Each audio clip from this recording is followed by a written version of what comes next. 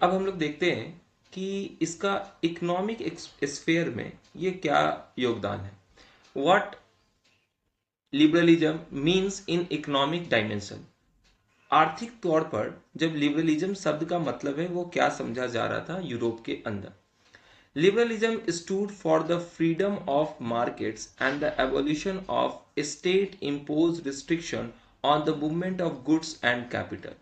जो economic sphere वाले लोग हैं, जो बिजनेस क्लास वाले लोग हैं, उनके लिए जो लिबरलिज्म शब्द का मतलब था, जो लिबरलिज्म आया था वहां पर, उसका मतलब था फ्रीडम ऑफ मार्केट। मतलब क्या है? बाजार में एक स्वतंत्रता होगी। मतलब जो सामान है, गुड्स जो है, वो एक क्षेत्र से दूसरे क्षेत्र जाने में कहीं कोई टैक्स का कलेक्शंस नहीं होगा। And the evolution of state impose restriction. Her states का अपना एक स्टेट इम्पोज रिस्ट्रिक्शन था, उनको रोक लगाई जा रही थी। जो गुड्स और कैपिटल्स जो है उनके मूवमेंट पर रोक लगाया जा रहा था। तो अगर लिबरलिज्म आ गया पूरे यूरोप के अंदर, तो इसका मतलब फ्रीडम ऑफ मार्केट हो जाएगा, मतलब बाजार स्वतंत्र हो जाएगा। नियंत्रण उस पर किसी भी मोनार्कियल फॉर्म ऑफ गवर्नमेंट की नहीं होगी, या किसी भी तरह के सरकार का किसी भी तरह से रोक नहीं होगा। और स्टेट में जो स्टेट इम्पोज रिस्ट्रिक्शन है गुड्स और कैपिटल का मूवमेंट का, वो आपका रुक जाएगा। During the 19th century, this was a strong demand of the emerging middle class. 19th century के अंदर देखा जा रहा है कि ये जो मध्यम वर्ग के लोग हैं, मिडिल क्लास लोग जो है, उनका ये एक बहुत मजबूत मांग था समाज के अंदर। Let us take the example of German speaking region in the first half of 19th century. आइए हम लोग देखते हैं एक उदाहरण। जो जर्मन स्पीकिंग लोग हैं वहां पर 19वीं सदी के अंदर उस पूरे क्षेत्र में किस तरीके से लोगों के डिमांड्स को फुलफिल करने की कोशिश की जा रही थी, और क्यों ये डिमांड मांगा जा रहा था लोगों के द्वारा लिबरलिज्म के लिए मार्केट प्रोस्पेक्टिव में। Napoleon administrative measure had created out of countless small principalities a confederation of 39 states. Napoleon का जो एडमिनिस्ट्रेशन था वो कई सारे छोटे छोटे प्रिंसिपैलिटीज, जो 39 स्टेट्स थे, कन्फेडरेशन जो थे, छोटे छोटे प्रिंसिपैलिटीज थे, उनको सबको मिला के एक करने की कोशिश किया। Each of these pose its own currency, और हर एक स्टेट्स का अपना एक करेंसी हुआ करता था। एंड वेट मेजर्स, और वेट और मेजरमेंट्स का अपना एक उनका यूनिट हुआ करता था। जिससे कि क्या है कि अगर आप किसी क्षेत्र में है तो एक क्षेत्र से दूसरे क्षेत्र में आपको जाना है, एक प्रिंसिपैलिटीज से दूसरे प्रिंसिपैलिटीज में जाना है, तो यहां पर कन्वर्जन ऑफ यूनिट्स के कारण ये क्या होता है कि चेंज करना पड़ता है। वेट मेजर्स में, करेंसी में, तो आपको एक्सचेंज करना पड़ता है। तो हर बार एक्सचेंज करने से एक क्या है कि फ्रीडम ऑफ मार्केट रुकती है। ठीक है। और क्या है, स्टेट इम्पोज रिस्ट्रिक्शन लगे हुए, तो उनके कारण भी हमारा क्या है, व्यापार में दिक्कत हो रहा है, ट्रेड में दिक्कत हो रहा है। तो एक एग्जांपल यहां पर बता रहा है किस प्रकार से समस्या होती थी उसके बारे में। A merchant travel a merchant travelling in 1833 from Habsburg to Nuremberg. एक एग्जांपल दे रहा है कि 1833 में जब एक व्यापारी को हैम्सबर्ग से न्यूरेमबर्ग जाना पड़ता था, sell is goods would have to pay through 11 custom barrier and pay a custom duty. मतलब अगर आपको हैम्बर्ग से न्यूरेमबर्ग जाना है तो एक व्यापारी को 11 कस्टम ड्यूटी से गुजरना पड़ेगा, कस्टम से गुजरना पड़ेगा। इससे क्या होगा, और उनको हर बार क्या करना है, पे अ कस्टम ड्यूटी, और उनको हर कस्टम ड्यूटीज पर क्या करना पड़ेगा, पे करना पड़ेगा, टैक्स पे करना पड़ेगा। और कितना पे करना पड़ेगा, तो 5% ऑफ ईच ऑफ देम, और हर पर कितना, 5% का आपको टैक्स पे करना पड़ेगा, कस्टम ड्यूटी देना पड़ेगा।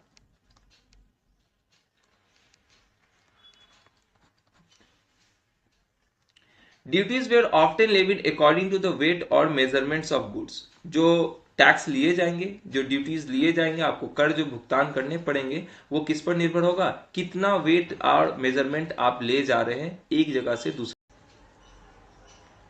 यहां पर देखिए आप the measurement of cloth for example was the इली। अच्छा, यहाँ पर देखिए 1833 के अंदर जब मेजरमेंट जो यूनिट हर प्रिंसिपैलिटीज में जो मेजरमेंट यूनिट का लिया जा रहा था, तो कपड़े मापने का जो यूनिट है वो आपका इली कह रहा है, वो इली कह रहा है, ये याद रखना आपको।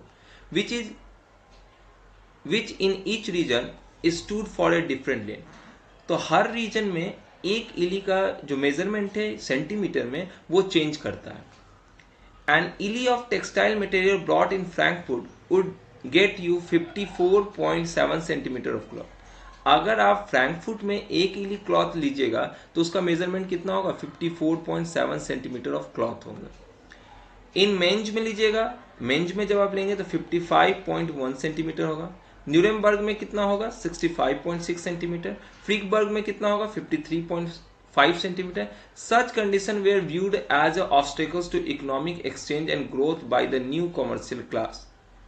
अब आप देख रहे हैं कि हर प्रिंसिपैलिटीज में, हर क्षेत्र में, हर कन्फेडरेशन में जो एक इली क्लॉथ का मेजरमेंट है वो चेंज कर जा रहा है। तो इसके कारण क्या होगा कि आपका जो एक्सचेंज ऑफ गुड्स होंगे, इकोनॉमिक एक्सचेंज ऑफ गुड्स होगा, वो एक ऑब्स्टेकल की तरह काम करेगा, एक अवरोध की तरह काम करेगा।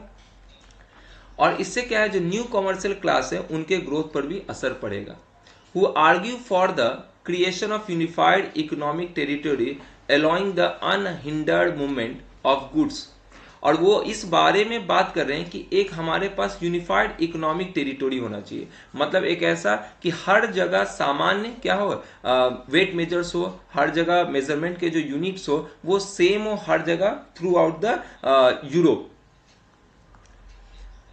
People and capital, unhindered movement होना चाहिए लोगों का, गुड्स का और क्या है, पूंजी का। इन 1834 अ कस्टम यूनियन और ज्वेलरीन was formed at the initiative of पुर्शिया। अच्छा, पुर्शिया के द्वारा एक ऐसा इनिशिएटिव उठाया गया, कस्टम यूनियन बनाया गया। कस्टम यूनियन जो ये टैक्स कलेक्शन का काम है उसके लिए, तो उसको हम लोग क्या कहते हैं वहां पर, ज्वेलरीन कहते हैं। तो ज्वेलरीन क्या है, एक कस्टम यूनियन है, ये याद रखिएगा। पुर्शिया के द्वारा इनिशिएटिव लिया गया और ये किसके द्वारा बनाया गया, पुर्शिया के द्वारा बनाया गया। कब बनाया गया, 1834 में, ये याद रखना है आपको। And joined by most of the German state. अच्छा, ज्वेलरीन जो ये कस्टम यूनियन था वो किसके द्वारा ज्वाइन किया गया, तो most of the German states के द्वारा इसको ज्वाइन कर लिया गया 1834 में।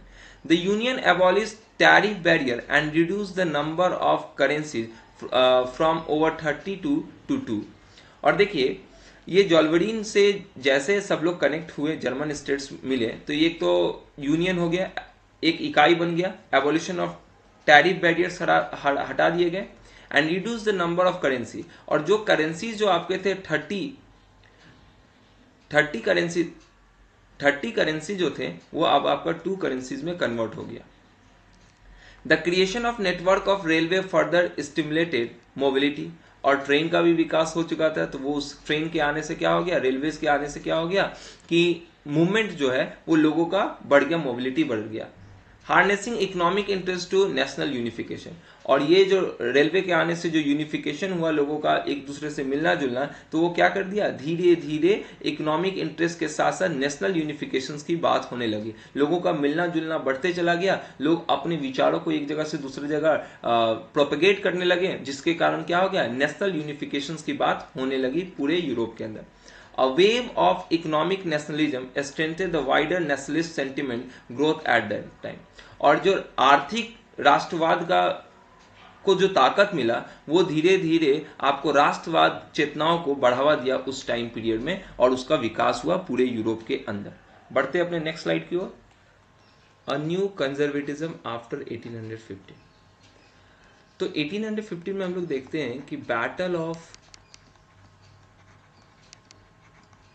वाटरलू की लड़ाई होती है, जिसमें नेपोलियन बोनापार्ट क्या होता है, डिफीट हो जाता है, हार जाता है। क्योंकि नेपोलियन बोनापार्ट को क्या है कि 4 कंबाइन आर्मी जो है, वो 4 देश के कंबाइन आर्मी जो है उसको हराते हैं। Britain, Russia, Prussia and Austria के जो ज्वाइंट मिलिट्री होते हैं वो मिलकर क्या है 1850 में बैटल ऑफ वाटरलू में नेपोलियन बोनापार्ट को हरा देते हैं। अब देखते हैं हम लोग कि कंजर्वेटिज्म का मतलब क्या है। कि after the defeat of Napoleon in 1815 European government were driven by the spirit of conservatism। Europe के अंदर जो सरकारें चल रही थी वो किस विचारधारा पर आधारित हो चुकी थी? कंजर्वेटिज्म विचारधारा पर आधारित हो चुकी थी, जो कि क्या पुराने रीति रिवाज में रूढ़िवादी विचारधारा के जो लोग हैं वो कंजर्वेटिज्म कहलाते हैं, जिनका वो ट्रेडिशनल सोच है, जो परंपराओं से चलते आ रहा है यूरोप के अंदर, उसी को फॉलो करना चाहते हैं। देखते हैं यहाँ पर क्या बोलता है। Conservatives believe that established traditional institution of state and society, समाज के अंदर जो परंपराओं से चलने वाले संगठन है और क्या है सामाजिक ढांचा है, और जो अगर देश है वो सामाजिक रीति रिवाजों में जो परंपराओं से चलते आ रहे हैं वैसा स्थापित होना चाहिए। जैसे कि क्या है, मोनार्की है, राजतंत्र है, चर्च है, सोशल हायरार्की है, प्रॉपर्टी है और फैमिली है। मतलब ये सारे चीज जो है, मोनार्की बोलिए, राजतंत्र बोलिए, चर्च बोलिए, सोशल हायरार्की, समाज में जो first state, second state and third states है, तो उसके जो सोशल हायरार्की उसमें कोई चेंजेस नहीं आने चाहिए। जो जैसे परंपराओं से चल रहे हैं उसी प्रकार से परंपराओं से चलते रहने चाहिए। शुड बी प्रिजर्व, इसको क्या है बचाना है, इसको संरक्षित करना है। Most of conservative however did not propose a return to the society of pre revolutionary day. बहुत सारे ऐसे कंजर्वेटिज्म आइडियोलॉजी के लोग हैं जो वापस से क्रांतिकारी का जो टाइम पीरियड था उससे पहले वाले फेज में नहीं जाना चाहते। Rather they realise from the changes initiated by Napoleon that modernisation could be in fact strengthen traditional institution like monarchy. और कुछ जो ऐसे कंजर्वेटिज्म आइडियोलॉजी के लोग हैं वो ये इस बात को समझ रहे हैं कि जो मॉडर्न चेंजेस आया है, नेपोलियन बोनापार्ट जो किए हैं, रिफॉर्म्स उनके द्वारा जो किया गया है, वो सभी क्या है हमारे ट्रेडिशनल इंस्टीट्यूशंस को, जो कि मोनार्कियल फॉर्म ऑफ गवर्नमेंट है, उसको स्ट्रेंथन करेगा, उसको और शक्ति देने का काम करेगा। और इससे क्या है हमारे स्टेट्स पावर मोर इफेक्टिव और स्ट्रांग होंगे। हमारे जो राज्य की शक्ति है, जो राजा का शासन है, वो ज़्यादा मजबूत होगा, ज़्यादा प्रभावी होगा और वो स्ट्रांग होगा। कैसे होगा? तो उसमें मॉडर्न आर्मी आएगी, इफेक्टिव ब्यूरोक्रेसी आएगी, डायनामिक इकोनॉमी होगा और एवोल्यूशन ऑफ फ्यूडलिज्म होगा और सर्फेडॉम होगा। फ्यूडलिज्म पूरी तरीके से खत्म हो जाएगा, सर्फेडम दास्ता खत्म है, डायनामिक इकोनॉमी मतलब जो अर्थव्यवस्था है वो पूरी तरीके से परिवर्तित है, चेंज है, एफिशिएंट ब्यूरोक्रेसी है, जो शासन सत्ता है, एडमिनिस्ट्रेटिव सिस्टम है, वो क्या है ज़्यादा प्रभावी है, और हमारे पास मॉडर्न आर्मी है। इन सब चीज़ों के कारण क्या होगा कि जो कंजर्वेटिज्म रेजिम है वो ज़्यादा स्ट्रांग होगा, ज़्यादा मॉडर्नाइज होगा, और जिससे कि क्या है उसके समाज पर ज़्यादा पकड़ होगा। Could strain the autocratic monarchies of Europe, और ये सभी चीज क्या करेंगे, ऑटोक्रेटिक मोनार्की जो है, जो खुद से चलने वाली शासन व्यवस्था है, जो राजा का शासन है, वो ठीक से चल पाएगा। In 1815 representatives of European powers Britain, Russia, Prussia and Austria who had collectively defeated Napoleon meet at Vienna to draw up a settlement for Europe. ये जो चार देश के आर्मी है, जो ये चार देश है, वो नेपोलियन बोनापार्ट को बैटल ऑफ वाटरलू में 1850 में हरा दिया। ये सभी चारों देश के जो रिप्रेजेंटेटिव है वो वियना में मिले हैं। ट्रीटी ऑफ वियना जो 1850 में हुआ, जिसके जो होस्ट करने वाले लोग थे वो कौन थे, ऑस्ट्रेलियन चांसलर ड्यूक मेंट्रीज। ड्यूक मेंट्रीज के द्वारा ये वियना कांग्रेस को होस्ट किया गया था 1850 में। तो उसमें कुछ निर्णय लिए गए, कुछ प्रावधान किए गए कि क्या है देखना है। The Bourbon dynasty, which had been deposed during the French Revolution, was restored to power. उनका ये मानना था नेपोलियन बोनापार्ट के मरने के बाद, उनको हराने के बाद,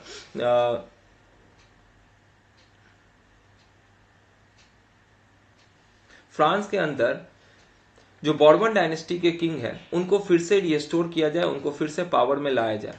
और जो France lost the territory it had annexed under Napoleon, और जो नेपोलियन बोनापार्ट के द्वारा जितना भी टेरिटोरी कब्जा किया गया था, एनेक्स किया गया था यूरोप के अंदर, वो फिर से वो वापस उनको दे दिया गया, कि जिससे कि क्या हो कि जो फ्रांस फिर से जो अपना एक्सपेंशन पॉलिसीज है उसको फर्दर वो एक्सपैंड नहीं कर सके। A series of states were set up on the boundaries of France to prevent French expansion in future. और भविष्य में फ्रांस को क्या किया गया, चारों तरफ से घेर लिया गया, अलग अलग क्षेत्र दे दिया गया अलग अलग साम्राज्य को, जिससे कि फ्रांस का एक्सपेंशन हर डायरेक्शन में हो न सके। तो देखते क्या क्या किया गया कि the kingdom of Netherland which included Belgium was set up in the north. Kingdom of Netherlands दे दिया गया नॉर्थ में, किंगडम ऑफ नेदरलैंड जिसमें बेल्जियम भी पार्ट था उसका। Geneva added to Piedmont in south, और साउथ में जेनेवा को दे दिया गया पिडमाउंट के साथ। Prussia was given important new territories on its western front. Prussia को क्या कर दिया गया, उठा के यहाँ पर एक नया टेरिटोरी दे दिया गया। पुर्सिया फ्रांस के ईस्ट में, लेकिन उसको फ्रांस के वेस्ट वाले पार्ट में क्या दे दिया गया, एक क्षेत्र दे दिया गया पुर्सिया को। Austria was given control to the northern Italy, और ऑस्ट्रिया को नॉर्दर्न इटली का कंट्रोल दे दिया गया। और जर्मनी के जो 39 स्टेट थे, कन्फेडरेटेड स्टेट थे, उनको अनटच छोड़ दिया गया, लेफ्ट रख कर दिया गया। मतलब उसको क्या किया, उससे कोई भी चेंजेस उसमें नहीं किया गया। In the east Russia was given part of Poland, और ईस्ट में क्या कर दिया गया, रशिया को पोलैंड का कुछ हिस्सा दे दिया गया। और Prussia was given a portion of Saxony, और पुर्सिया को सैकोनी का कुछ हिस्सा दे दिया गया। ऐसा क्यों किया गया था,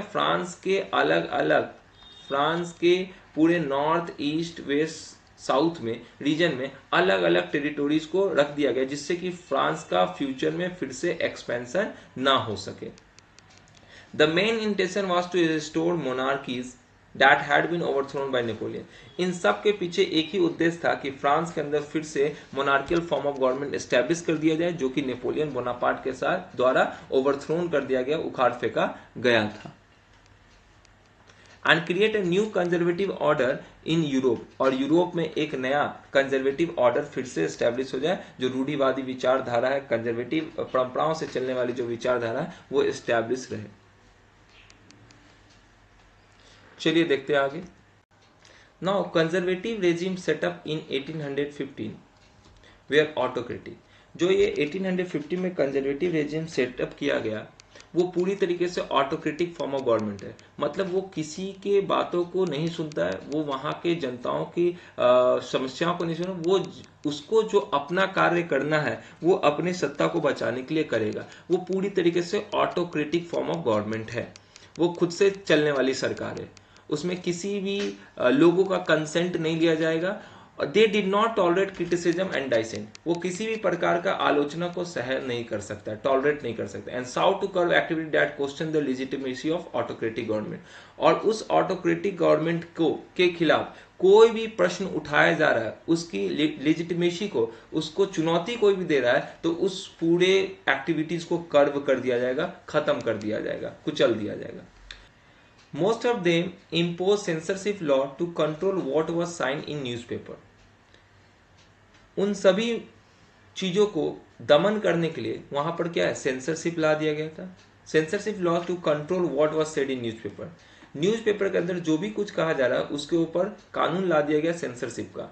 बुक्स में, प्लेज में, सॉन्ग्स में, जो कि रिफ्लेक्ट करता है ideas of liberty and freedom associated with the French revolution. French revolution से जुड़ा हुआ जो भी लिबर्टी का विचारधारा है, फ्रीडम का विचारधारा है, अगर उन्हें लग रहा है कंजर्वेटिव रेजिम्स को कि अगर उनके खिलाफ कुछ भी बोला जा रहा है, उनके लेजिटिमेसी को चैलेंज किया जा रहा है, तो उसके लिए वो क्या है, सेंसरशिप लॉ लेकर आ गए। The memory of French revolution nonetheless continue to inspire liberals.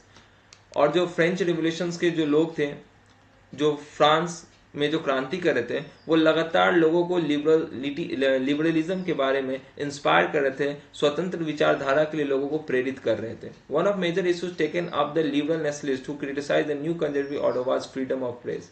और सबसे बड़ी बात क्या थी, जो ये लिबरल राष्ट्रवादी के लोग थे वो पूरी तरीके से क्रिटिसाइज कर रहे थे फ्रीडम ऑफ प्रेस के लिए, कि प्रेस को आज़ादी नहीं है, तो उसको क्या कर रहे हैं, क्रिटिसाइज कर रहे हैं, आलोचना कर रहे हैं कि कंजर्वेटिज्म रेजिम प्रेस को क्यों नहीं फ्रीडम दे रहा, स्वतंत्रता क्यों नहीं दे रहा, और उसको पूरी तरीके से न्यू कंजर्वेटिव ऑर्डर को क्या कर रहे हैं, क्रिटिसाइज कर रहे हैं, आलोचना कर रहे हैं। बढ़ते हैं नेक्स्ट स्लाइड की ओर। अब बात करना है कि जो कंजर्वेटिज्म है तो उनका रिपकर्शन क्या है, रिवोल्यूशनरीज है। क्योंकि कंजर्वेटिज्म आइडियोलॉजी जितना लोगों को दमन करने की कोशिश की तो लोगों के अंदर गुस्सा आया और लोग क्या करेंगे, अब उसका विरोध करेंगे, बगावत करेंगे। तो जो लोग कंजर्वेटिज्म रेजिम को चुनौती देंगे वही क्या कहलाएंगे, रिवोल्यूशनरी कहलाएंगे। तो रिवोल्यूशनरीज के भी कुछ आइडियोलॉजी होंगे, उसमें कुछ नेता ऐसे होंगे जिनके बारे में हम लोग को पढ़ना होगा। तो उसमें हम लोग पढ़ते हैं, देखते हैं क्या कह रहा है। During the year following 1815, the fear of repression drove many liberals nationalists underground. जितने भी लिबरल राष्ट्रवादी लोग थे, जो उदारवादी राष्ट्रवादी लोग थे, वो सभी क्या है, कंजर्वेटिव रेजिम से बचने के लिए अपने आप को अंडरग्राउंड कर लिया, अपने आप को छुपा लिया। और इसके कारण वो क्या बना, सीक्रेट सोसाइटी रन करने लगे। पूरे यूरोपियन स्टेट के अंदर छिप छिप कर क्या कर लिए, सीक्रेट सोसाइटी बनाए, जिसमें वो ट्रेन कर रहे हैं किसको, रिवोल्यूशनरीज लोग को ट्रेन कर रहे हैं और अपने विचारधारा को क्या कर रहे हैं, सब लोगों के बीच में स्प्रेड करने का, प्रोपेगेट करने का काम कर रहे हैं। They form a secret society that propagate the ideology of revolutionaries, or they join the people of Poland, Germany, France, Switzerland to make the revolution so successful. To be the revolutionary at this time meant a commitment to oppose monarchical form that had been established after the Vienna Congress. आप अगर revolutionary है तो उस समय revolutionary का मतलब ये होता था कि आप मोनार्की को क्या कर रहे हैं, चुनौती दे रहे हैं, आप मोनार्कियल फॉर्म ऑफ गवर्नमेंट को चैलेंज कर रहे हैं और उसका विरोध कर रहे हैं, और जो कि एस्टैब्लिश किया गया था वीना कांग्रेस के बाद। To fight for liberty and freedom. और ये जो ये क्रांतिकारी लोग हैं वो किसके लिए फाइट कर रहे हैं, लिबर्टी के लिए संघर्ष कर रहे हैं और स्वतंत्रता के लिए संघर्ष कर रहे हैं। Most of these revolutionary are also saw the creation of nation state as necessary part of this struggle for freedom. और सभी संघर्ष किस लिए कर रहे हैं कि वो चाहते हैं कि एक राष्ट्र बने, जो कि उनके स्ट्रगल का मुख्य हिस्सा है, कि वो चाहते हैं क्रांतिकारी लोग कि राष्ट्र निर्माण हो। One such individual was the Italian revolutionary Giuseppe Mazzini. इनका नाम आपको याद रखना है, जो क्रांतिकारी हैं जिनका नाम आपको याद रखना है गिस्पी मैजिनी के बारे में, कि वो सबसे मुख्य जो इटली के क्रांतिकारी हैं जिनका नाम गिस्पी मैजिनी है, उनमें से एक है, जिनका जन्म 1805 जिनोवा इटली में हुआ था। वो एक सीक्रेट सोसाइटी के सदस्य थे जिसका नाम क्या था, कार्बनरी था।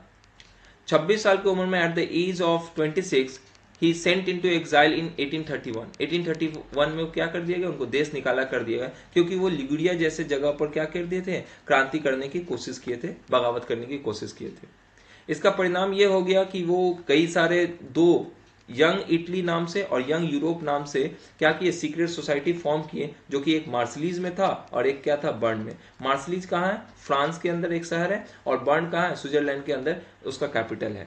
तो आपको याद रखना है गिस्पी मैजिनी के द्वारा दो सीक्रेट सोसाइटी फॉर्म किए गए यूरोप के अंदर, जो कि एक था क्या, यंग इटली नाम से, और एक क्या नाम था, यंग यूरोप के नाम से था। एक यंग इटली जो था वो मार्सिलीज में बनाया गया था, और यंग यूरोप कहाँ बनाया गया था, बर्न में बनाया गया था।